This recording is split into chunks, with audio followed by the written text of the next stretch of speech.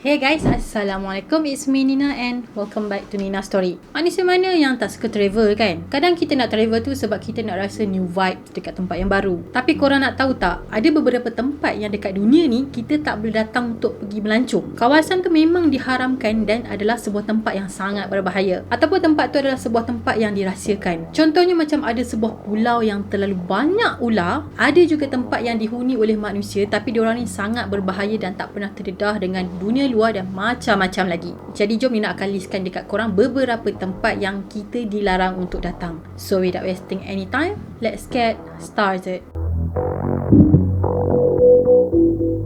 Dekat Brazil ni ada satu pulau yang mana penduduk setempat dekat situ memang tak berani datang. Kalau ikut cerita legenda dorang, dulu ni ada seorang nelayan yang telah meninggal dekat situ selama beberapa hari. Lepas tu dia dijumpai meninggal dekat dalam perahu dia dan badan dia dipenuhi dengan darah. Pulau ular tadi ada nama lain iaitu Ilha da Queimada Grande ataupun Grande. Nina tak sure yang mana satu, sebutan dia macam mana. Nina minta maaf. Jadi disebabkan pulau ni sangat berbahaya untuk manusia, kerajaan Brazil telah mengharamkan orang untuk datang dekat situ. Dekat pulau ni ada spesies ular yang bernama Golden Lancehead yang merupakan ular yang paling berbahaya dekat dunia. Jadi ular tu tinggal dekat pulau yang ada dekat Brazil tu. Bisa ular ni memang sangatlah kuat. Kalau dia patuk sekali je boleh maut dalam tempoh 1 jam. Ular ni boleh membesar sampai 118 cm dan jumlah populasi ular tadi dekat pulau tu sangatlah banyak, lebih kurang 2000 hingga ke 4000 ekor. Korang bayangkan dekat pulau tu ada ular yang sebanyak tu. Sebelum ni pada tahun 1902 ada penempatan sementara yang pernah dibina dekat situ. Lepas tu penjaga rumah api dekat situ telah meninggal sebab telah dipatuk oleh ular yang masuk dalam rumah dia melalui tingkap. So lepas dari kejadian tu, tentera laut take over tempat tadi dan diorang lah yang jaga rumah api tadi tu dan diorang nak pantau supaya tak ada orang yang datang ke pulau tadi. Itu pun diorang datang situ kejap-kejap je lah. Tak adalah diorang nak duduk situ lama sebab tempat tu memang sangat berbahaya. Mesti korang tertanya-tanya kan, macam mana dekat pulau tu boleh ada sampai beribu-ribuan ular? Kalau ikut cerita legenda diorang ni, diorang percaya ular-ular tadi tu telah dibawa oleh lanun. Jadi lanun-lanun ni telah melepaskan ular-ular tu dekat pulau tadi supaya ular ni boleh jaga harta karun dorang. Tapi itu cuma kepercayaan dorang lah. Kalau ikut fakta asal, 10,000 tahun dulu pulau ular ni adalah sebahagian daripada tanah besar Brazil. Kemudian bila paras air laut ni meningkat, menyebabkan pulau ular tu terpisah dengan tanah besar. Dekat pulau ni juga tak ada mangsa lain selain burung yang datang dekat situ. Jadi ular ni memang aim burung aje lah. Memang dekat pulau tu tak ada binatang lain selain ular dan juga burung. Tak ada tikus ke, tak ada haiwan-haiwan kecil lain, tak ada. So kalau ada burung-burung yang terbang dekat pulau tu, ular-ular dekat situ memang jadi sangat agresif. Sebabnya burung adalah makanan utama ular tadi. Tapi dipercayai bisa ular ni dia boleh jadi ubat kepada masalah jantung. So harga ular tadi tu memang mahal lah dekat pasaran gelap. Jadi disebabkan ada permintaan yang tinggi, harga pun mahal dekat pasaran gelap. So adalah orang yang degil ni datang dekat pulau tu semata-mata untuk tangkap ular Golden Lancehead tadi untuk dijual. Dan diorang dah tak peduli bahaya ke apa ke, tak fikir dah. Yang penting dapat duit yang mahal dan banyak.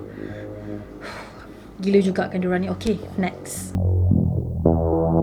Kawasan 51 ni adalah kawasan yang terkenal dan terlarang dekat dunia ni. Area 51 ni dikatakan terletak kira-kira 200 km daripada Las Vegas dan merupakan pangkalan tentera sejak tahun 1950-an lagi. Dipercayai dekat tempat ni tempat diorang research tentang alien ataupun makhluk asing dan juga UFO. So dekat tempat area 51 ni adalah kawasan yang sangat rahsia. Ada juga teori yang mengatakan kawasan ni adalah kawasan tempat mendaratnya UFO. So orang lain memang tak dibenarkanlah mendekati kawasan tadi, melainkan orang-orang orang je. Kawasan ni juga memang diharamkan untuk orang luar datang. Nak terbang dekat ruang udara dorang pun memang tak dibenarkan. So pendek kata memang korang memang diharamkan untuk datang dekat situ. Bukan tu je, dalam kawasan ni juga dipercayai ada nama samaran macam Detachment, Dreamland, Watertown Strip dan lain-lain lagi. Disebabkan ni adalah kawasan yang dilarang dan rahsia, so keliling area 51 ni memang ada banyaklah tanda peringatan, pengawasan elektronik dan guard yang bersenjata. So memang dikawal dengan ketat lah. Bukan tu je, tempat ni juga telah menjadi sebuah tempat Amerika membuat uji kaji nuklear sejak tahun 1950-an lagi. Dipercayai seramai 1,500 orang telah bekerja dekat situ. So diorang ni akan naik plane yang diorang sewa daripada Las Vegas dan diorang fly ke sana. Ada seorang lelaki yang bernama Robert, dia claim dia kata dia pernah kerja dekat area 51 tu. So dia pun ceritalah selama dia kerja dekat situ, dia pernah nampak beberapa gambar keping medik dari alien. Maksudnya dalam kawasan tu ada department yang berfungsi untuk mengawal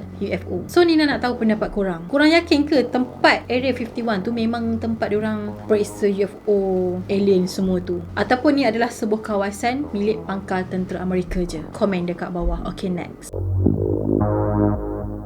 Gua ni terletak dekat Perancis dan digelar sebagai World Heritage Site oleh UNESCO pada tahun 1979. Sebelum ni memang ramai pengunjung yang datang dekat sini untuk melihat hasil khazanah dunia. Tapi sejak tahun 1963 dah tak ada pengunjung lagi yang dibenarkan datang dekat situ. Sebabnya kerajaan Perancis nak pelihara sejarah yang berharga yang ada dekat dalam gua tu. Dalam gua ni ada banyak lukisan manusia dan juga haiwan yang berusia 17,000 tahun. Adalah dalam 600 lukisan yang memenuhi dinding-dinding gua. Dipercayai lukisan-lukisan tadi tu telah dilukis semasa zaman Paleolitik. Kalau korang pernah tengok gambar lukisan dalam buku teks sejarah kita tu kan, macam itulah lukisan tu dekat dalam gambar buku teks tu. Memang sama sebiji. So orang yang hidup pada zaman Paleolitik tu, diorang lukis lukisan dekat dinding tu menggambarkan cuaca yang terjadi pada masa tu. Sejarah penemuan lukisan ni telah dijumpai oleh 4 orang remaja lelaki pada tahun 1940-an. Jadi pada masa tu diorang ni tengah explore kawasan bukit dan diorang masuk dalam gua tu dan terjumpalah lukisan-lukisan zaman orang dulu ni. Jadi sejak ramai orang masuk dekat situ dan kawasan tu jadi tempat pelancongan, dikatakan lukisan-lukisan dekat gua tu dah jadi makin pudar. So that's why lah diorang tutup untuk aktiviti pelancongan. Sebabnya diorang nak jaga kualiti lukisan tadi. Selepas gua ni ditutup oleh kerajaan Perancis, keadaan gua jadi bertambah kotor dan ada banyak bakteria. Sebabnya tak ada sedikit cahaya pun yang masuk dalam gua tadi. Dan dinding-dinding gua tu dipenuhi ataupun ditumbuhi dengan lumut. Dilema juga kan nak jaga khazanah macam ni kan. Bagi orang masuk, lukisan tadi tu jadi pudar. Dah tutup jadi lumut,